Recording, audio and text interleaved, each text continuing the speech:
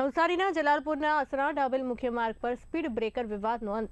સ્થાનિકોની રજૂઆતો બાદ તંત્રએ કાર્યવાહી હાથ ધરી. આસરા ગ્રામ પંચાયત દ્વારા માર્ગ અને મકાન વિભાગને લેખિત રજૂઆત કરાઈ હતી. અધિકારીઓએ સ્થળની ચકાસણી બાદ કાર્યવાહી કરવાનો નિર્ણય લીધો. સ્ટાફ અને જેસીબી સાથે સ્થળ પર પહોંચી બિનજરૂરી સ્પીડ બ્રેકરો દૂર કરાયા. છેલ્લા 2-3 દિવસથી મુદ્દે ચર્ચાએ જોર પકડી હતી. આસરા ગામના સરપંચ તરીકે હું સેવા આપું છું ને વારંવાર આ સ્પીડ બ્રેકરની અરજીઓ પંચાયત પર આવતી હતી કે ભાઈ બિનજરૂરત સ્પીડ બ્રેકર છે તેને દૂર કરવા. પછી આપણે મારી બોડી સાથે મેં એમને માર્ગ મકાનને એ અરજી ફોરવર્ડ કરી છે ને ત્યાંથી એમણે ચકાસણી કરી કે ભાઈ બિનજરૂરત સ્પીડ બ્રેકર કેટલા છે.